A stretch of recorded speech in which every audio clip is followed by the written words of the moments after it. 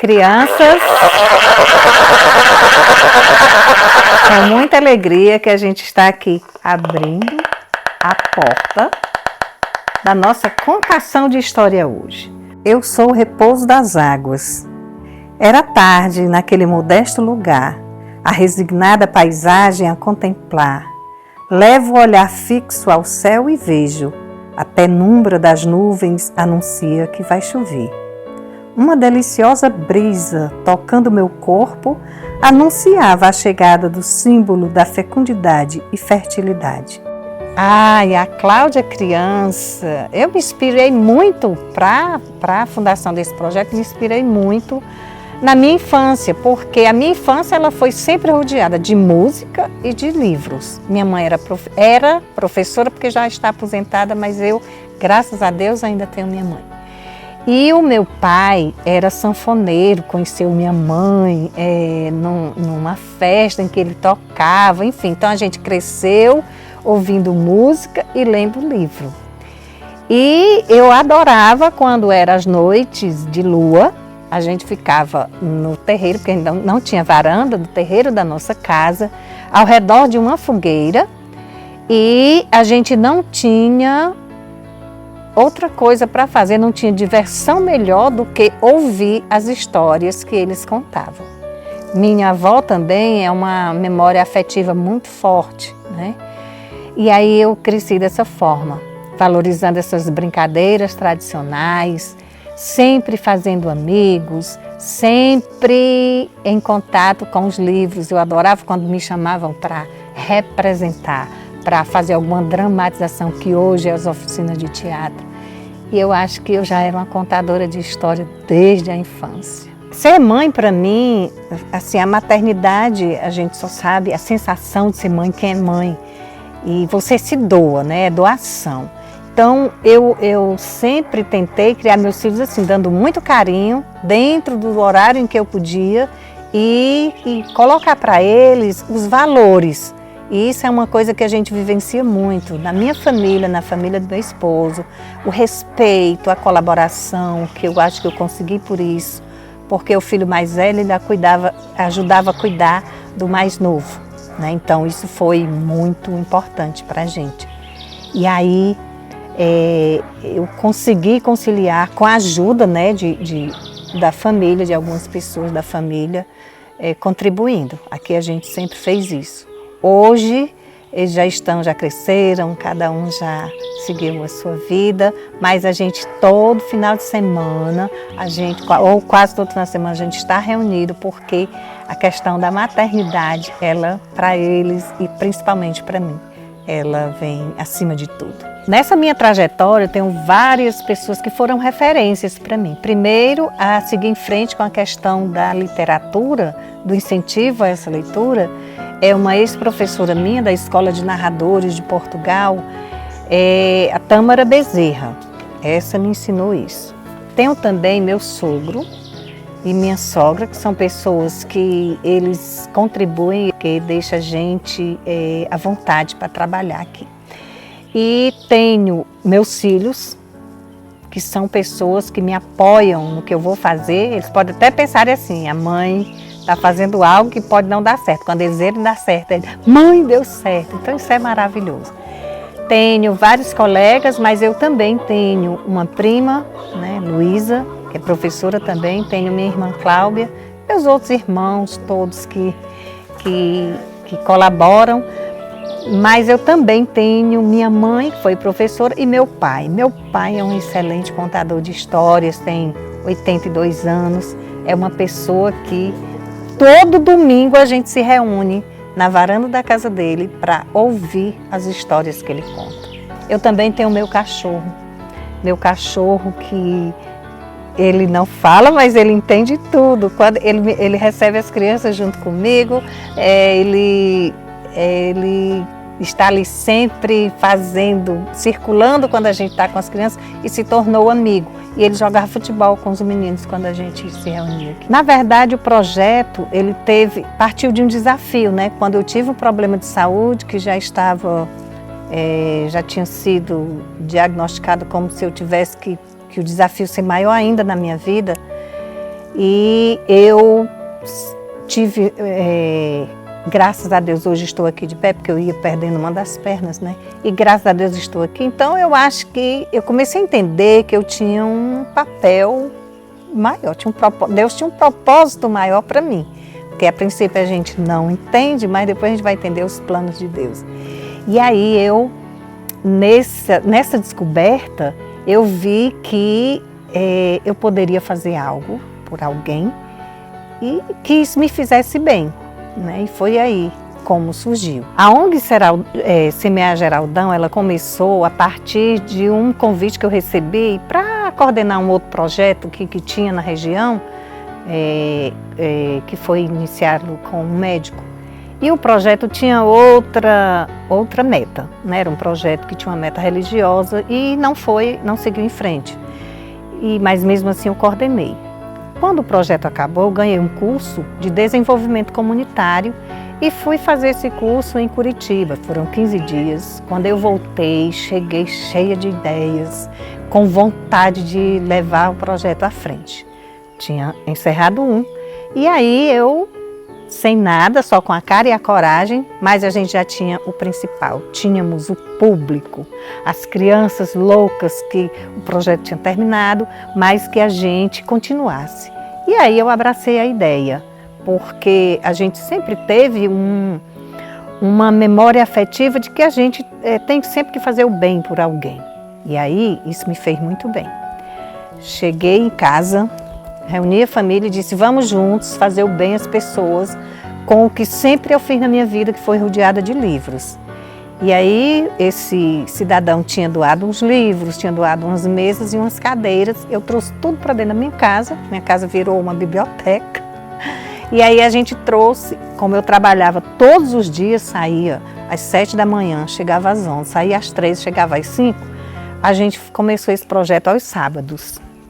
E onde a gente começou? Aqui, embaixo desse cajueiro, com muitos livros e as crianças. Então as crianças chegavam aqui 8 horas, a gente brincava, meus filhos faziam oficina de artesanato com as crianças, eles tocam e eles ensinavam as crianças também.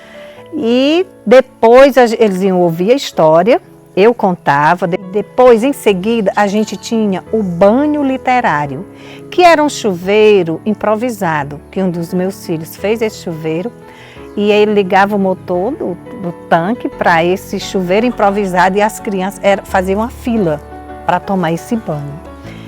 Era o banho literário, gente, só ia para o banho depois que a gente terminasse as atividades de leitura. Eles ficavam muito felizes, mas a gente ficava mais ainda porque a gente tinha aquela esperança que a partir daquela história que ele ouviu, ele ia trazer algo para a vida deles que fizesse bem. Isso acontecia. E a última coisa que tinha era o lanche.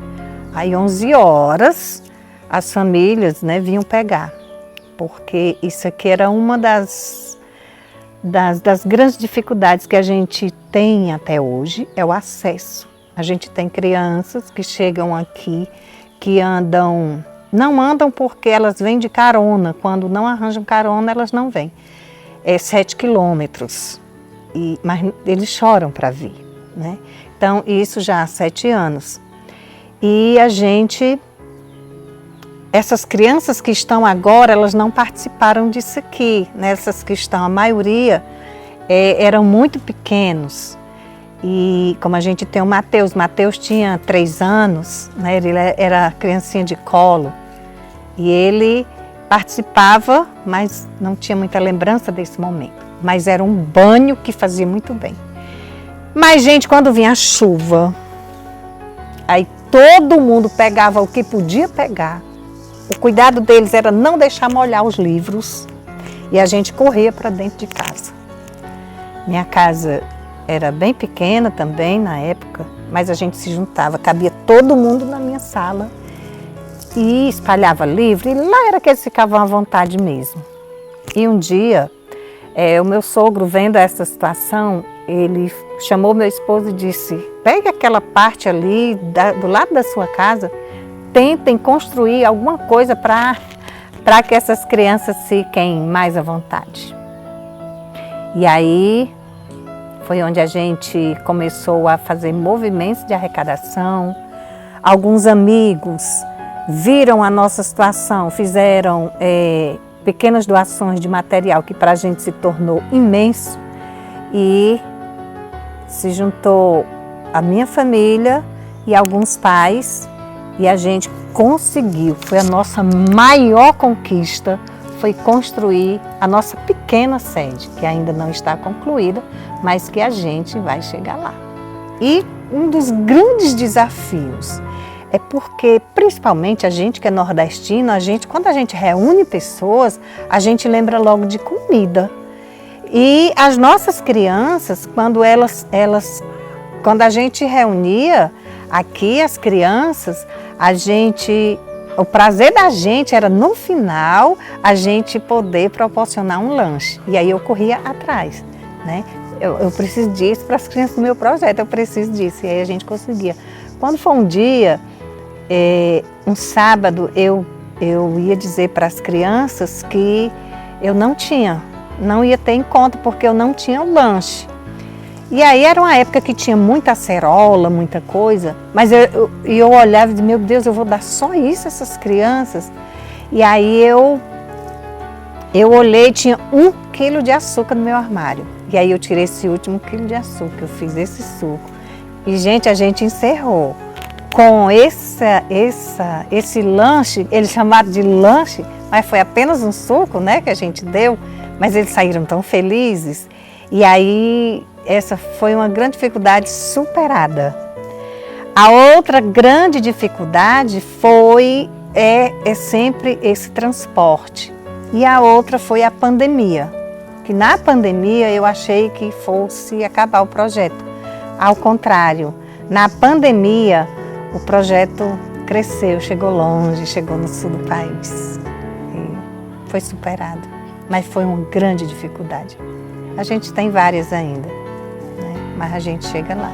Esse projeto ele tem 7 anos, do Cajueiro até agora temos 7 anos. É um projeto que a gente não tem vínculo com prefeitura, com nenhum órgão público. A gente sobrevive disso. E a contação de história, ela me proporcionou a ver que a contação de história, ela facilita, ela colabora, dependendo da maneira em que ela é contada, ela colabora principalmente para a aprendizagem. Então, quando eu comecei a utilizar isso dentro das minhas aulas, eu percebi que as crianças aprendiam mais rápido a ler, aprendiam qualquer conteúdo que a gente fosse dar, e eles ainda, em qualquer disciplina, no português, era na matemática, me surpreendem. Porque há dias em que eu conto a história, mas há dias em que eles dizem, tia, senta aqui que agora é você quem vai ouvir a história. E aí a gente enche os olhos porque a gente vê o trabalho da gente sendo multiplicado e que vai longe. Conciliar o trabalho e esse projeto nunca foi fácil, nunca. É como eu falo, a gente tinha esse horário, né, um horário integral, e a gente tinha que ainda pensar no que ia fazer e elaborar essas atividades e o que a gente ia fazer, porque diante de todos os problemas, de todos os desafios, as nossas crianças chegando aqui, os adolescentes, eles não queriam saber disso não, eles queriam que tivesse tudo ok.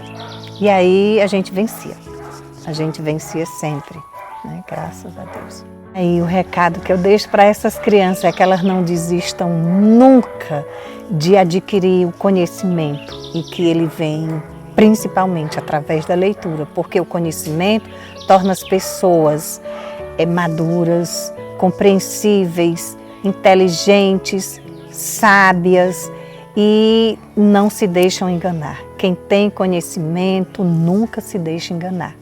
E é essa a minha maior meta, é que essas crianças, a partir disso, elas possam ser essas pessoas maduras, mas pessoas que possam também multiplicar esse bem. A sociedade, para mim, ela é isso, né? Eu sonho muito com uma sociedade sem injustiças. O mundo que a gente vive hoje, ela é um mundo cheio de injustiças, mas se eu sonho com uma sociedade justa, porque eu acredito que o conhecimento vai mudar essa realidade e que a gente não consegue isso sozinho. A gente sempre só vai conseguir isso se a gente der as mãos. Família, escola, o social, enfim. E a gente sabe que o empreendimento social ele talvez seja um dos empreendimentos mais difíceis de se levar à frente. Porque você dá e o que você recebe em troca é esse carinho, é o resultado do que você faz dentro do social. Cláudia Nascimento é essa mulher que desde criança aprendeu a ser muito forte, nunca desistir. Cláudia Nascimento é professora desde os 14 anos de idade, mas a gente conta, né, dentro da nossa idade profissional. Sou mãe, adoro ser mãe.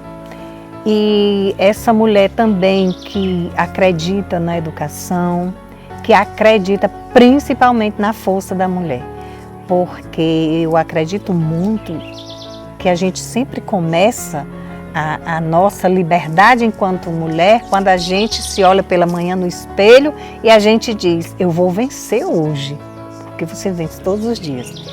E não sou feminista, mas eu acredito que a mulher, ela possa estar onde ela quiser, ela pode ocupar o cargo que ela quiser. E aqui eu deixo até uma mensagem para as mulheres, que elas nunca desistam dos seus sonhos, porque eu consegui realizar esse meu aqui diante de muitos desafios, e que a gente nunca desista deles, que a gente consegue.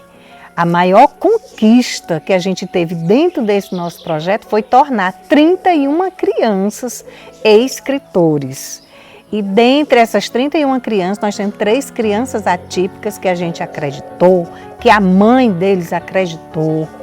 E que essa mensagem da gente não desistir, da gente seguir sempre em frente, eu deixo também aos primeiros voluntários que junto comigo vieram nesse projeto, né? Que foram 10 voluntários que a gente teve aqui e que a maioria era mulher. Só tinha 2 homens que eram os meus 2 filhos, o restante tudo era mulher. Então, parabéns às mulheres e que a gente seja sempre essas mulheres fortes e que acreditem nos sonhos e que não desistam. Uma professora muito boa. Uma professora muito boa e muito legal. Uma professora muito legal e linda. Ela é uma tia muito legal e muito bonita. E o homem semeou o bem, semeou uma paisagem maravilhosa para que as crianças e os adultos pudessem ser felizes.